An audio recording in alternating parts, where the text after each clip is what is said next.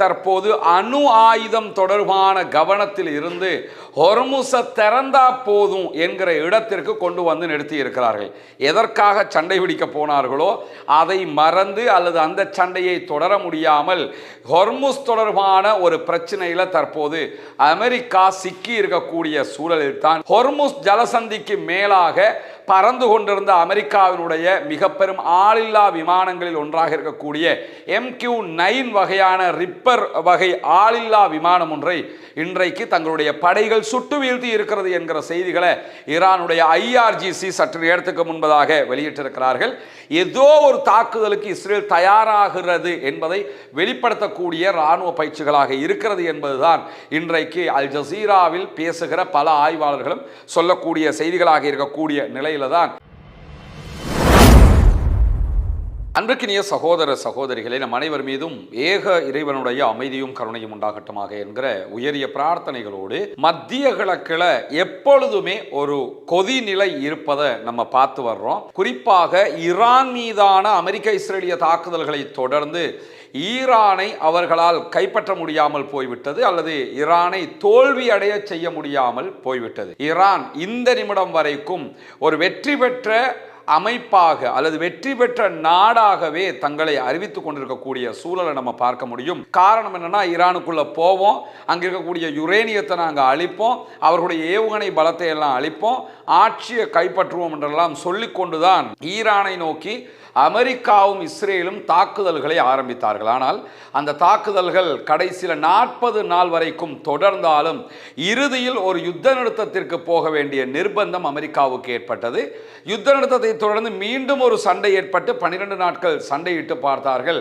மீண்டும் சமாதானத்தை நோக்கித்தான் போக வேண்டியிருக்கிறது. காரணம், ஈரானியர்களுடைய பலத்தை அமெரிக்காவாலோ இஸ்ரேலாலோ அழிக்க முடியாமல் இருக்கிறது. இதுக்கு பல காரணங்கள் இருக்கக்கூடிய சூழல்ல இப்பொழுது ஈரானுக்கும் அமெரிக்காவுக்கும் இடையிலான நிலைமை தலைகீழாக மாறி இருக்கிறது. அது எப்படின்னு சொன்னா, நமக்கு தெரியும், ஈரானுக்குள்ள போகல யுரேனியத்தை நாங்கள் கைப்பற்ற போறோம், ஏவுகணை பலத்தை இல்லாமலாக்க போறோம், அணு ஆயுதத்தை இவர்கள் உருவாக்கிவிடக்கூடாது, அணு ஆயுதம் தொடர்பான முடிவுகள் எட்டப்பட வேண்டும் என்றெல்லாம் அணு ஆயுதத்தை காரணம் சொல்லிக் கொண்டுதான் அமெரிக்கா உள்ளே நுழைந்தது. ஆனால் அணு ஆயுத பேச்சுவார்த்தைகள் நடத்தி அணு ஆயுதம் தொடர்பாக தீர்வுக்கு வர வேண்டிய அமெரிக்கா தற்போதைய நிலையில ஹொர்முஸ் தொடர்பாக பேச்சுவார்த்தை நடத்துவதற்கு எத்தனித்துக் கொண்டிருப்பதை நம்ம பார்க்க முடியும். அதாவது ஈரான் அமெரிக்காவை தற்போது அணு ஆயுதம் தொடர்பான கவனத்தில் இருந்து ஹொர்முஸை திறந்தா போதும் என்கிற இடத்திற்கு கொண்டு வந்து நிறுத்தி இருக்கிறார்கள்.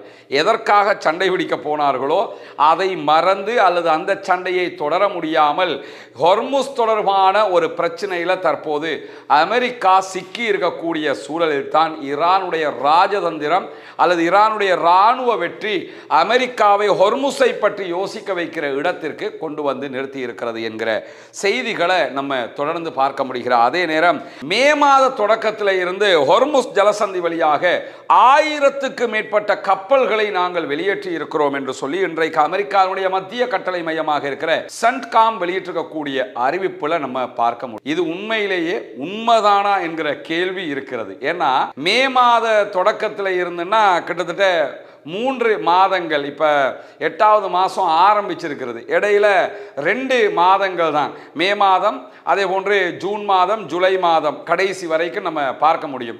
எப்படி பார்த்தாலும் ஒரு 3 மாதங்களுக்குள்ளாக 1000 கப்பல்களை நாங்கள் வெளியேற்றி இருக்கிறோம் என்று சொல்கிறது அமெரிக்கா.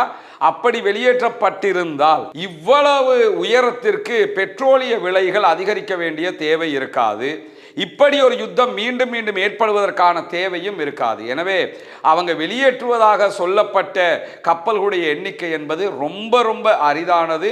குறிப்பாக ஹொர்முஸ்லிருந்து எந்த கப்பல் வெளியேறணும்னாலும் அமெரிக்கா வெளியேற்ற முடியாது, அதனை ஈரான் தான் செய்ய வேண்டும் என்கிற நிலையில மீண்டும் ஒரு மீடியாவுக்கு சொல்லுகிற ஒரு பொய்யாக அமெரிக்கா இந்த அறிவித்தலை விடுத்திருக்கிறது என்பதை நம்ம பார்க்க முடிகிற அதே நேரத்தில் இன்றைக்கு ஈரானுடைய வெளிவிவகார அமைச்சின் ஊடக பேச்சாளர் இஸ்மாயில் பகாயி ஈராக்குக்கு சென்றிருக்கிறார். அவரும் ஈரானுடைய ஃபாரின் மினிஸ்டர் அப்பாஸ் அராக்சியும் ஈராக்கில் இருக்கிறார்கள்.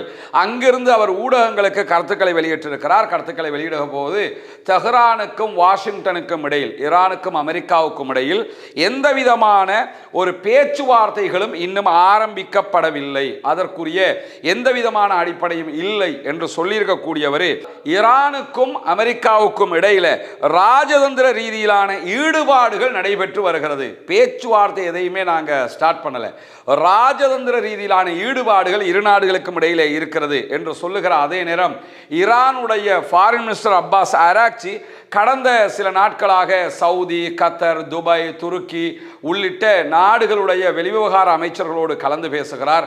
ஈவன் பாகிஸ்தானுடைய ஃபாரின் மினிஸ்டர் வரைக்கும் அவர் பேச்சுவார்த்தைகளை நடத்தி இருக்கக்கூடிய சூழல்ல ஓமானுக்கும் ஈரானுக்கும் இடையில ஹொர்முஸ் ஜலசந்தி தொடர்பான ஒரு உடன்பாடு எட்டப்படுவதற்கான வாய்ப்பு ரொம்ப நெருக்கத்தில் இருக்கிறது என்கிற செய்திகள் வெளியாகி வருகிறது. ஒமானுடைய அதிகாரிகள் தெஹரான்ல இருக்கிறாங்க, பேச்சுவார்த்தைகள் தொடர்ந்து கொண்டு இருக்கிறது. இந்த நிலையில தான் ஓமானுக்கும் ஈரானுக்கும் இடையில ஒரு உடன்பாடு எட்டப்படுவதற்கான நெருக்கமான சமிக்ஞைகள் இருக்கிறது என்கிற செய்திகள் வெளியாகி இருக்கிறது. அப்படி ஒரு உடன்பாடு எட்டப்படுமாக இருந்தால் அமெரிக்காவுக்கும் ஈரானுக்கும் இடையில சமாதான ஒப்பந்தம் எட்டப்படுவது ரொம்ப ஈஸியாக மாறிவிடும் என்கிற செய்திகளுக்கு மத்தியில தான் தற்போது அமெரிக்காவுக்கு மிக பெரும் ஆயுத பற்றாக்குறை இருக்கிறது. அதிலும் தாக்குகிற ஆயுதங்களை விட ஈரான் கொடுக்கிற தாக்குதல்களை தடுக்கிற ஆயுதங்கள் அவர்களிடத்தில் இல்லாத பற்றாக்குறை இருக்கிறது. இதற்கு மிகப்பெரிய காரணம் என்னென்னு கேட்டால், ஒன்று ஈரானுடனான அமெரிக்காவினுடைய யுத்தம். அதிலே ஈரான் பதிலடி தாக்குதல்களை அமெரிக்காவினுடைய அரபு நாடுகளின் தளங்கள் மீது நடத்துகிறது. Kuwait, Bahrain, Dubai, Saudi Arabia, இது மாதிரியான எல்லா நாடுகள் மேலேயும் நடத்தக்கூடிய நேரத்தில் வரக்கூடிய மிசைல்களை தடுக்க வேண்டிய தேவை அமெரிக்காவுக்கு இருக்கிறது. அதே போன்று உக்ரைனையும் பாதுகாக்க வேண்டிய தேவை அமெரிக்காவுக்கு இருக்கிறது. உக்ரைனை அமெரிக்கா பாதுகாக்கணுங்கிறதுக்காகவே 500 பில்லியனுக்கும் அதிகமான ஒப்பந்தங்கள், மைன்ஸ் அக்ரிமெண்ட்ல எல்லாம் ஆல்ரெடி உக்ரைனுடைய அதிபர் ஜெலன்ஸ்கி கையெழுத்திட்டு இருக்கக்கூடிய செய்திகள் எல்லாம் நமக்கு தெரியும். இப்படியான ஒரு சூழல்ல ஒரு பக்கம் உக்ரைன் ரஷ்யா வார், மறுபக்கம் அமெரிக்க ஈரான் வாருக்கு மத்தியில் தங்களை நம்பி இருக்கக்கூடிய நாடுகளுடைய படைத்தளங்களை கூட காப்பாற்ற முடியாத கையேறு நிலைக்கு சென்றிருக்கிறது அமெரிக்கா. அதனால் இன்றைய நாள் அமெரிக்கா அந்த தடுப்பு ஏவுகணைகளை தயாரிப்பதற்கு, அதிகமாக தயாரிப்பதற்கான ஒரு எக்ரிமெண்ட்ல கையெழுத்திட்டு இருக்கிறாங்க. ஏவுகணைகள், இடைமறிக்கிற ஏவுகணைகளுடைய பாகங்களை தயாரிப்பதற்கு 2 நிறுவனங்களோடு ஒப்பந்தங்கள் போடப்பட்டிருக்கு. ஒப்பந்தங்களுடைய மதிப்பு எவ்வளவு, பெறுமதி எவ்வளவு என்கிற தகவல்கள் வெளியாகாத நிலையில தான் அமெரிக்காவுடைய ஆயுத பற்றாக்குறை தொடர்பான பல செய்திகளுக்கு மத்தியில் இந்த ஒப்பந்தமும் நடைபெற்றிருக்கு. எனவே அமெரிக்காவுக்கு ஆயுத பற்றாக்குறை இருக்கிறது என்பது வெளிப்படையான ஒரு விவகாரமாக மாறி இருக்கக்கூடிய சூழல்ல ஹொர்முஸ் ஜலசந்திக்கு மேலாக பறந்து கொண்டிருந்த அமெரிக்காவினுடைய மிக பெரும் ஆளில்லா விமானங்களில் ஒன்றாக இருக்கக்கூடிய MQ-9 வகையான ரிப்பர் வகை ஆளில்லா விமானம் ஒன்றை இன்றைக்கு தங்களுடைய படைகள் சுட்டு வீழ்த்தி இருக்கிறது என்கிற செய்திகளை ஈரானுடைய IRGC சற்று நேரத்துக்கு முன்பதாக வெளியிட்டிருக்கிறார்கள். இது அமெரிக்காவினுடைய உளவு பார்க்கிற மாபெரும் ஒரு உளவு விமானமாக பார்க்கப்படுகிறது. அந்த விமானத்தை தான் இன்னைக்கு சுட்டு வீழ்த்தி இருக்கிறாங்க. அதாவது ஹொர்முஸ் ஜலசந்தி வழியாக கப்பல்கள் போவதாக இருந்தாலும், அதனுடைய வான்பரப்பில் ஆளில்லாத விமானம் பறப்பதாக இருந்தால் கூட ஈரானிடம் கேட்காமல் போகக்கூடாது என்கிற வகையில் தான் அவர்கள் இந்த தாக்குதல்களை நடத்தி இருக்கிறார்கள் என்கிற செய்திகளுக்கு மத்தியில் இஸ்ரேலுக்கும் அமெரிக்காவுக்குமாக உளவு பார்த்தார்கள் என்கிற குற்றச்சாட்டில் இன்றைக்கு 2 பேரை தூக்கிலிட்டு இருக்கிறது ஈரான் என்கிற செய்திகளும் வெளியாகி இருக்கிறது. இவர்கள் இஸ்ரேலுக்கு ஈரான் பற்றிய உளவு தகவல்களை பகிர்ந்து கொண்டிருந்தார்கள் என்கிற காரணத்தினால்தான் தூக்கிலிடப்பட்டிருக்கிறார்கள் என்று ஈரானுடைய அரசு செய்தி நிறுவனமாக இருக்கிற ஃபார்ஸ் நியூஸ் ஏஜென்சி இந்த செய்திகளை வெளியிட்டிருப்பதை நம்ம பார்க்க முடியும். அதே போன்று இன்றைக்கு வெளியாகி இருக்கக்கூடிய இன்னும் ஒரு முக்கியமான செய்தி என்னன்னு கேட்டா, திங்கட்கிழமை செவ்வாய்க்கிழமை ஆகிய 2 நாட்களும் ஒரு முக்கியமான பயிற்சியை நடத்தி கொண்டிருக்கிறது இஸ்ரேல் என்கிற செய்திகள் வெளியாகி இருக்கிறது. இஸ்ரேலிய ஆக்கிரமிப்பு ராணுவம் 2 நாள் கடற்படை மற்றும் தரைப்படை பயிற்சிகளை தொடங்கி இருக்கிறது.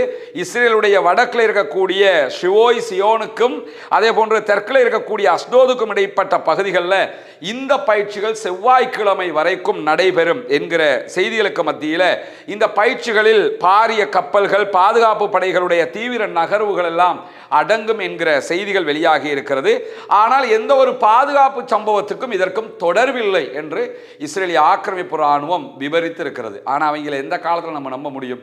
இந்த பயிற்சிகளை பொறுத்தவரையில் இன்றைக்கு ஆய்வாளர்கள் வெளியிடுகிற ஆபத்தான ஒரு அறிவிப்பே என்னன்னு கேட்டால், பெரும்பாலும் அவர்கள் காசா மீது மீண்டும் ஒரு யுத்தத்தை தொடங்குவதற்கான பயிற்சியாக இதை மேற்கொள்ளலாம், அல்லது அமெரிக்காவோடு இணைந்து மீண்டும் ஒரு தாக்குதலை ஈரான் மீது தொடுப்பதற்கான பயிற்சியாகவும் இருக்கலாம். ஆனால் தரைப்படை பயிற்சியும் சேர்ந்து நடக்கிறதுனால முதன்மையாக அவர்கள் காசாவுக்குள்ள தாக்குதல் நடத்துவதற்கான முனைப்புகள் தான் அதிகம் இருக்கும் என்று இன்றைக்கு ஆய்வாளர்கள் சொல்லக்கூடிய செய்திகளுக்கு மத்தியில் தான் மத்திய இஸ்ரேலில் இருக்கக்கூடிய ரனா என்கிற பகுதிகளில் திங்கட்கிழமை மாலை இன்னும் ஒரு இராணுவ பயிற்சியை ஆரம்பிக்கிறது இஸ்ரேலிய ஆக்கிரமிப்பு படைகள் என்கிற செய்திகள் வெளியாகி இருக்கிறது. இதிலே வெளிச்சத்தை உண்டாக்கக்கூடிய டெக்னாலஜி சார்ந்த பயிற்சிகள் நடைபெற இருப்பதாகவும், அதே போன்று இராணுவ படைகள் மீட்பு படைகளுடைய தீவிர நடவடிக்கைகள் பற்றிய பயிற்சிகள் நடைபெற இருப்பதாகவும் சொல்லப்பட்டிருக்கு. இது எல்லாமே ஏதோ ஒரு தாக்குதலுக்கு இஸ்ரேல் தயாராகிறது என்பதை வெளிப்படுத்தக்கூடிய இராணுவ பயிற்சிகளாக இருக்கிறது என்பதுதான் இன்றைக்கு அல் ஜசீராவில் பேசுகிற பல ஆய்வாளர்களும் சொல்லக்கூடிய செய்திகளாக இருக்கக்கூடிய நிலையில தான் இன்றைக்கு வெளியாகி இருக்கக்கூடிய தகவல் பிரகாரம் பாபல் மந்தபை அடுத்திருக்கக்கூடிய ஏர்டன் வளைகுடா பகுதிகளில் 6 சவுதி அரேபியாவினுடைய பாரிய எண்ணெய் கப்பல்கள் மீண்டும் ஆப்பிரிக்காவின் பக்கம் திருப்பி விடப்பட்டிருக்கிறது. ரெட்சியில வந்து பாபல் மந்தபை கடந்து ஆசியாவுக்குள் நுழைய வேண்டிய கப்பல்கள் 6 கப்பல்களை ஹூத்தி படையினர் வார்னிங் கொடுத்து திருப்பி விட்டுருக்கிறாங்க. நீங்கள் தாண்டி போனீங்கன்னா அட்டாக் பண்ணுவோம், அழிச்சு விட்ருவோம், அதனால் திரும்பி போயிருங்க என்று சொல்லி இன்றைக்கு சவுதியினுடைய கப்பல்கள் திருப்பி அனுப்பப்பட்டிருக்கிறது என்கிற செய்திகளை இன்றைக்கு ராய்ட்டர் செய்தி சேவை வெளியிட்டிருக்கிறத அல் ஜசீராவும் சுட்டி காட்டுகிற அதே நேரத்தில் ஜூலை மாதம் 20ஆம் தேதி முதல் ஆகஸ்ட் 2ஆம் தேதி வரைக்கும் 22 சீனாவினுடைய பாரிய டேங்கர் கப்பல்களை பாபல் மந்தப் வழியாக பயணிப்பதற்கு அனுமதி கொடுத்திருக்கிறது ஹவுதீஸ் படைப்பிரிவு என்கிற செய்திகளும் வெளியாகி இருக்கு. இதே நிலைமைதான் ஹொர்முஸ் ஜலசந்தியிலும் தொடர்ந்து கொண்டிருக்கிறது. சீனாவினுடைய கப்பல்களுக்கு எந்த தடைகளையும் ஹூத்திகளோ அல்லது ஈரானியர்களோ விதிக்காமல் சவுதி அரேபியாவினுடைய கப்பல்களுக்கு ஹவுதீஸ் தடை விதிக்கிறார்கள். எந்த நாட்டு கப்பலும் எங்க வழியாக போகக்கூடாதுன்னு சொல்லி ஈரானியர்கள் ஹொர்முஸ் பகுதிகளில் தடைகளை விதித்துக் கொண்டிருக்கிறார்கள். எனவே தொடர்ந்து ஈரான் தன்னுடைய கையை ஓங்கியதாகவே வைத்துக் கொண்டிருக்கிறது. எந்த நேரமும் எதற்கும் தயார் என்கிற அறிவிப்பை விடுத்துக் கொண்டிருக்கிறது. இன்றைக்கு வெளியாக இருக்கக்கூடிய மிக முக்கியமான செய்திகளுடைய தொகுப்பை தான் உங்களோடு பகிர்ந்து கொண்டிருக்கிறோம். தொடர்ந்து இணைந்திருங்கள். வரக்கூடிய உண்மை செய்திகளை உடனுக்குடன் உங்களோடு பகிர்ந்து கொள்வதற்கு தயாராக இருக்கிறோம். ஆக்கிரமிப்புகள் ஓய வேண்டும், ஆக்கிரமிப்பாளர்களும் ஓய வேண்டும் என்கிற உயரிய பிரார்த்தனைகளோடு ஆக்கிரமிப்பாளர்களுக்கு எதிராக தொடர்ந்தும் ஜனநாயக ரீதியாக குரல் எழுப்புவோமாக. அல்ஹம்துலில்லாஹி ரப்பில் ஆலமீன். நன்றி உறவுகளே. இது போன்ற வீடியோகளை பார்வையிட சுந்தூஸ் முகமது இம்தியாஸ் என்ற யூடியூப் சேனலை சப்ஸ்கிரைப் செய்யும்.